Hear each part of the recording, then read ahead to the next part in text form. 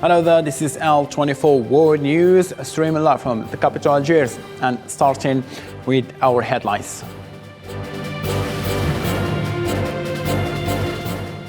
The fourth annual high-level meeting of energy dialogue between Algeria and European Union will be chaired by the Minister of Energy and Mines, Mohamed Arkam, and the Commissioner for Energy Affairs of the European Union.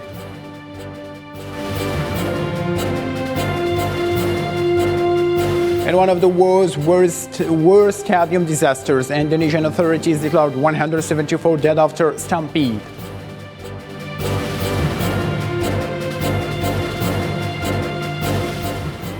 Russia has withdrawn its forces from the Ukrainian town of Lyman, or rather Lyman, a frontline hub in Donetsk region that Kiev troops reported encircling.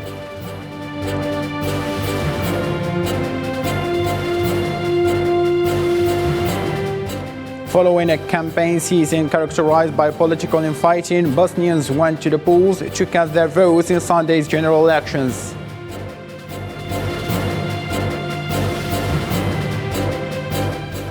In exchange for the U.S. freeing two nephews of President Nicolas Maduro's wife, who had been imprisoned for years on drug-related charges, Venezuela has freed 7 American prisoners.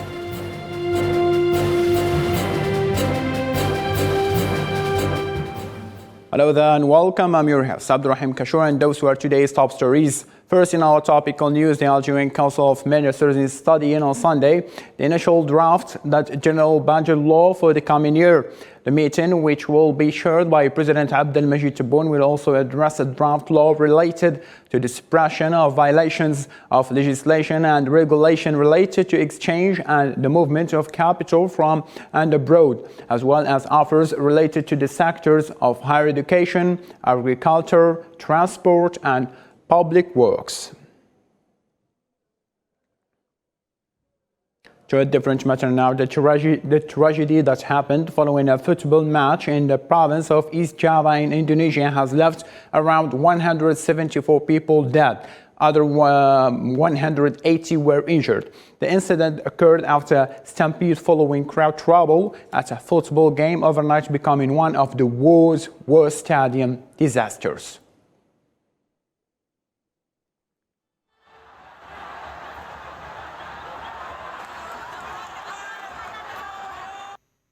And for more on this disaster, we are joined now via Skype Live from West Java in Indonesia by Indonesian journalist Mr. Leo Gulam. Mr. Leo, thank you so much for being with us. Hi, good evening from Indonesia. So we just have a deep condolence and mourning here in Indonesia to the 174 casualties of riot last evening in East Java. Mr. Leo, before catching up your thought, we have seen the footage of chaos and violence at the stadium, images rarely seen in Indonesia. Please tell us, what is the situation over there right now? So, it's kind of a match, the heated match, the derby match in Indonesia, particularly in the East Java province, means Arema Malang, and faced there again. Away team Persebaya Surabaya, the capital city of East Java. So Arema Malang was defeated by Surabaya 2-3, and the supporter of Arema, they feel disappointed with this result. And actually, it was not a clash between supporters. No, it's not right. But actually, this Arema supporter, they feel disappointed. They went on the pitch. They want to see their player, and they want to express that they are very disappointed with this result, because it was the first defeat of Arema during after 23 years with the Persebaya Surabaya. So these people, the supporters, the spectators went on the pitch, and yeah, you can see on the footage that police officers start to shoot some tear gas to try to control the viewers or the spectators, but unfortunately, the police officers start to shoot their tear gas to the stampede, and it was totally very fatal for this. Quite understood. Mr. Liu, the government has decided to suspend the Indonesian Football League until a full investigation into the tragedy that is carried out to determine the parties responsible. What measures do you think that should be taken to prevent such incidents again? So, the FIFA regulation has said that police officers are not allowed. So police officers not allowed. They should not bring. They are prohibited to bring any tear gas or gun because it is the regulation issued by the FIFA as the highest body to govern the football. But these police officers still bring their tear gas and shooting at the spectator. So it should not be. The police should not be bring this kind of armor anymore into the pitch or inside the stadium. That's the first thing we should take in the future. Secondly, everybody always support their home team and everybody wants their team wins in the home. But some of the supporters in Indonesia still cannot accept that their beloved team is defeated. So in the future, we hope that any supporter, any viewer on the world, if they want to see their beloved team, they should accept this lose in their home. I think it is. We can learn a lot of things from this incident, I think it is a bad news for Indonesia because next year in 2023, Indonesia will be the host for the Under-20 World Cup. I don't think it's going to be a good news from Indonesia for the Thank you, future. Mr. Liu. My condolences to you and to the Indonesian people. Mr. Liu Gallo, you were live with us from West Java in Indonesia. Thank you so much for being with us. Now moving on to a different matter, Ukraine announced full control of Lyman, a key town in eastern Ukraine that lies in one of the 4 Ukrainian regions Russia is in the process of annexing. Moscow, however, said it had withdrawn its troops from this latter. Nabil Khazini. Despite the last Russian annexation of 4 regions in the east of Ukraine, the blue and yellow flag was again raised in Lyman. Kiev claimed full control of the town in the Donbas Oblast, which is a crucial railway hub in eastern Ukraine and a city of strategic importance for Moscow. Throughout this week, new Ukrainian flags have been raised in the Donbas. There will be even more in a week. Earlier on Saturday, the Ukrainian army claimed to have encircled several thousand Russian soldiers in Lyman who have withdrawn from their defensive positions following the Ukrainian large-scale offensive targeting the area. Allied troops were withdrawn from Krasny Liman to more favorable lines after being threatened with encirclement.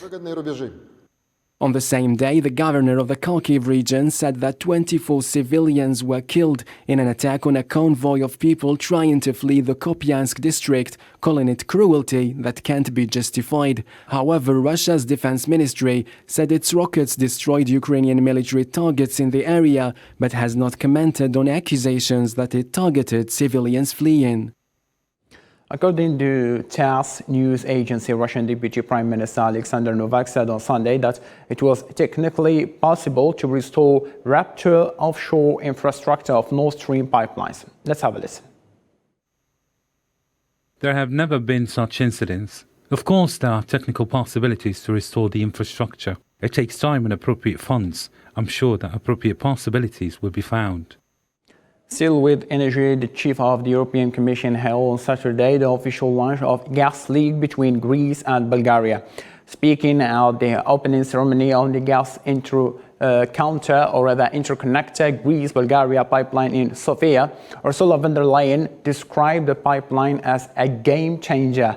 This comes at a time when Russia cut its gas flow almost completely to Europe, which put the continent at a major risk for the next winter.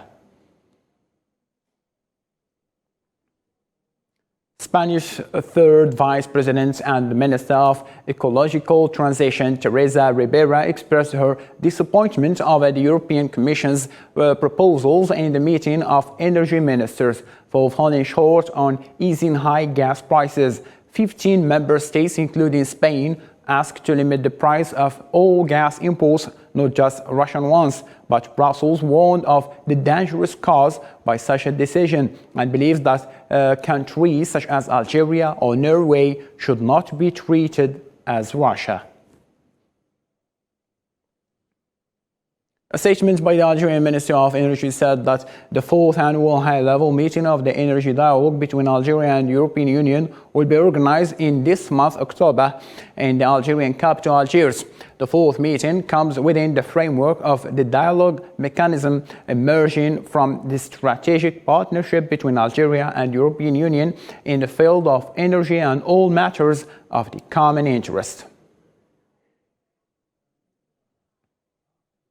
A top different story now. Polls opened on Sunday for Bosnia's general election, which should be about the fight against widespread corruption and helping the country's ailing economy. People in the country have shown a little hope for change regarding the big issues that the country is living under. Usama Yadi. Polls opened in Bosnia on Sunday for general elections that are unlikely to bring any structural change despite palpable disappointment in the small ethnically divided Balkan country with a long-established caste of sectarian political leaders. Well, me personally, I'm politically active. So I've seen in the younger people the strength, the hope for a better life in their own country. None of us want to leave. We want to have an opportunity here. The elections include races for a variety of different levels of government that are part of one of the world's most complicated institutional setups agreed upon in a US-sponsored peace agreement which ended more than 3 years and a half of bloodshed in the 1990s between Bosnia's three ethnic groups, Muslim Bosniaks, Orthodox Serbs and Catholic Croats. I expect that we save Republic of Srpska, that those who are better win, and that young people return to Republic of Srpska.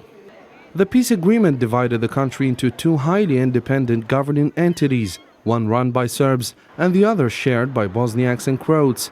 The two have broad autonomy and are linked by shared national institutions, and all country-wide actions require consensus from all three ethnic groups. Voters are choosing the three members of the shared Bosnian presidency, parliament deputies at the state, entity and regional levels, and the president of the country's Serb-run part. Still with the elections, Bulgarians cast their ballots in general election, the fourth in 18 months on Sunday, marked by a raging war nearby, political instability and economic hardship in the European Union's poorest member. First exit polls results will be announced after polls close, and preliminary results are expected on Monday.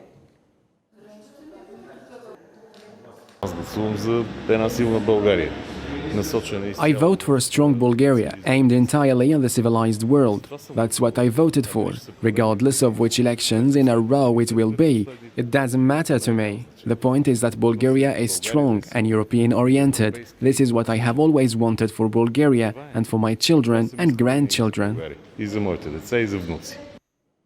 An attack by armed separatists on a police station in a southeastern city killed 19 people, including 4 members of Iran's elite Revolutionary Guard Corps. The assailants on Friday attack hit among worshippers near a mosque in the city of Zahdan and then stormed the nearby police station. It was not immediately clear if the attack was related to a nationwide anti-government protest gripping Iran after the death in police custody of a young Iranian woman. According to U.S. officials, Venezuela released 7 Americans, including 5 oil executives, in exchange for the release of 2 relatives of Venezuelan President Nicolas Maduro, who were imprisoned in the United States on drug charges. The swap include Citgo Petroleum executives who had been held for years, as well as U.S. Marine veteran Matthew Heath and another U.S. citizen named Osman Khan. They were swapped for 2 Maduro's wife's nephew were apprehended in 2015.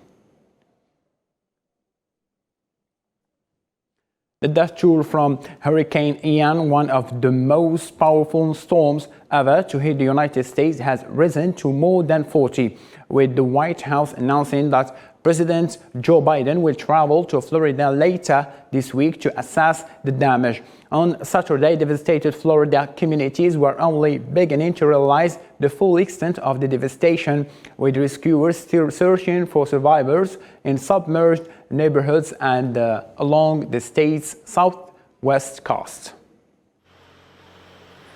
Let me start with our hearts, to state the obvious, it can't go without saying, are heavy. The devastating hurricane, the storms in Puerto Rico, Florida, and South Carolina. And we owe Puerto Rico a hell of a lot more than they've already gotten. More than 120 million Brazilians will vote Sunday, local time, in highly polarized election that could determine if the country returns a leftist to the helm of the world's fourth largest democracy or keep the far-right incumbent in office for another 4 years. Marim Zian. With polls opening at 8 a.m., more than 156 million Brazilians are eligible to vote for the leader for the next 4 years. Two household names, former President Luiz Inácio Lula da Silva and current leader Jair Bolsonaro, are battling to become the country's next president. The campaign has been hostile and polarizing, with the two main candidates trading insults. Traidor da pátria. Lula's campaign for the presidency promises a new tax regime that will allow higher public spending, an end to hunger in the country, and a reduction in carbon emissions and deforestation in the Amazon.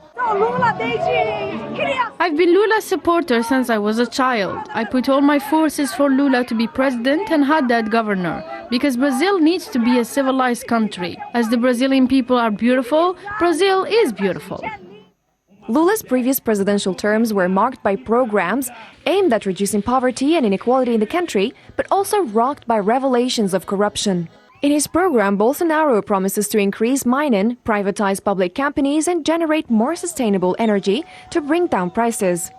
Tomorrow everything will be resolved. We don't want a thief in our presidency. How are we going to talk to our children about electing a thief?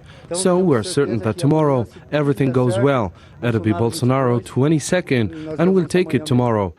The incumbent president has pursued a conservative agenda and became known for supporting ruthless exploitation of land in the Amazon, leading to record deforestation figures. Opinion polls have consistently shown Lula in the lead, but if he wins the presidency in the first round, it would be a first since center-right President Henrique Cardoso was re-elected in 1998. Depending on the vote results, Latin America's largest economy will either continue on Bolsonaro's conservative path or take a left turn under Lula. And if none of the candidates gets the necessary votes, a second round will be held on October the 30th. Dozens of women demonstrated in the streets of Kabul against the genocide of the historically oppressed community of Hazaras a day after suicide attacker blew up himself in Kabul. The UN says 35 were killed and 82 wounded after the suicide bombing.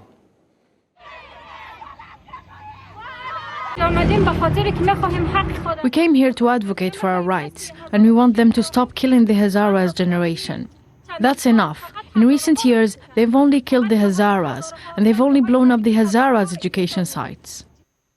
To the African continent, Chad extended the transition period to democratic elections on Saturday, while keeping the head of the army as head of state in the interim. The decisions were made by a National Reconciliation Dialogue Forum, which has been boycotted by most opposition members.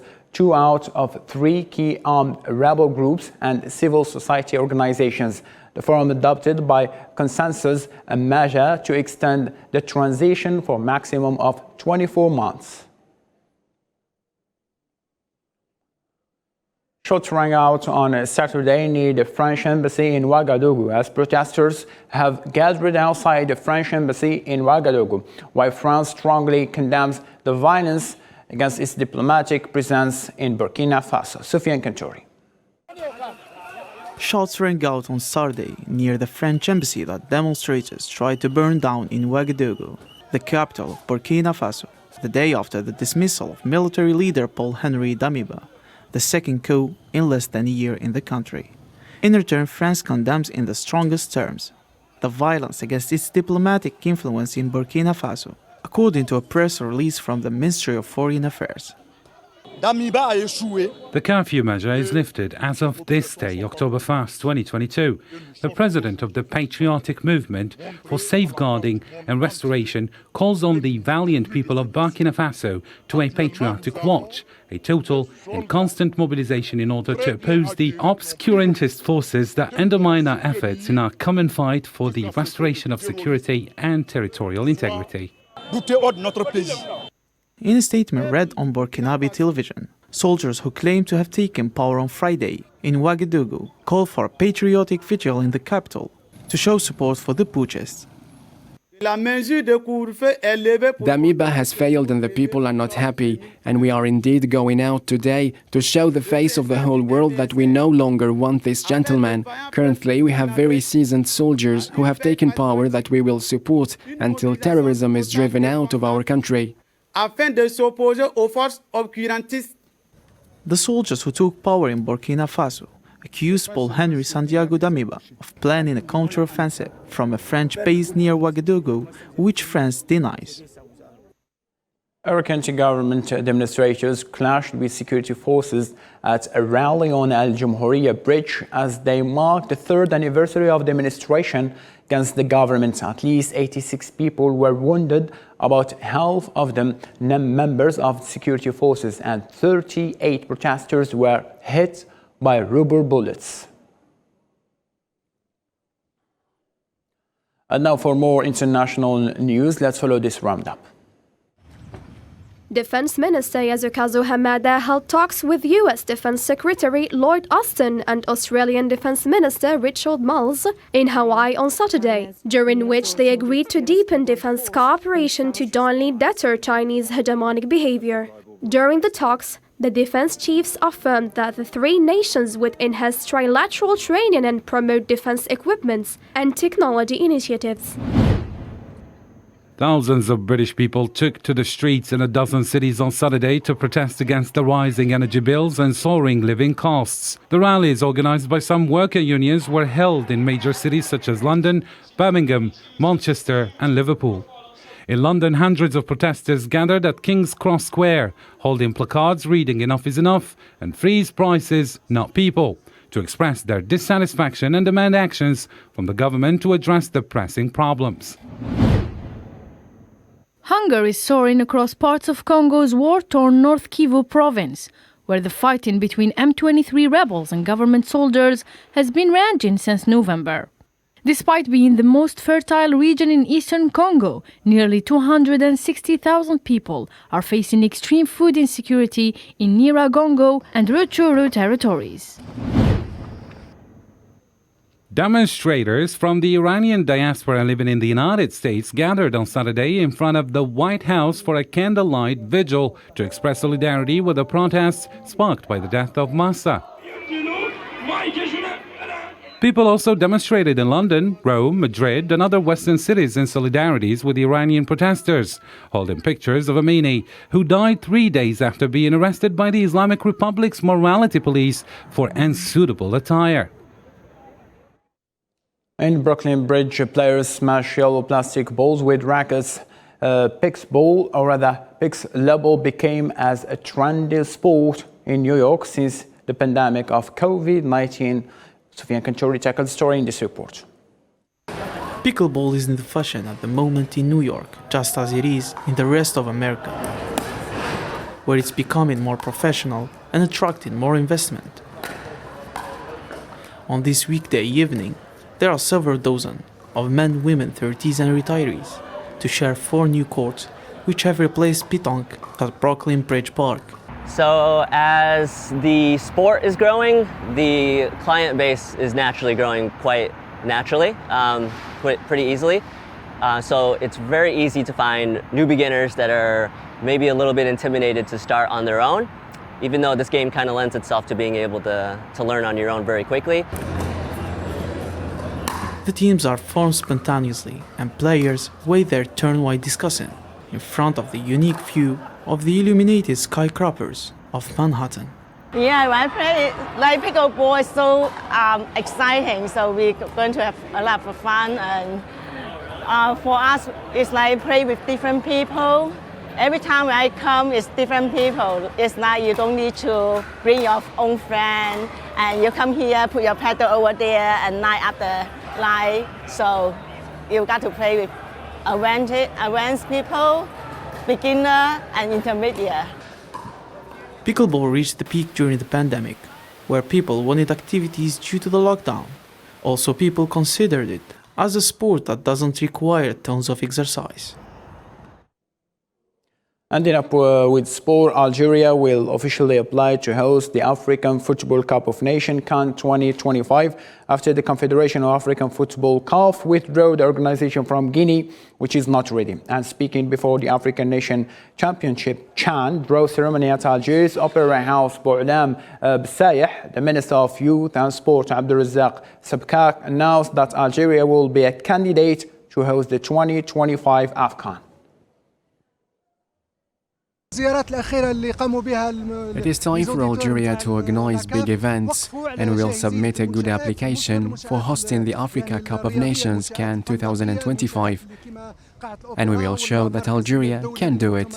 The CAF's inspection delegation expressed satisfaction with the sports facilities ahead of the African Championship of Nations CHAN 2022 that Algeria will host next January.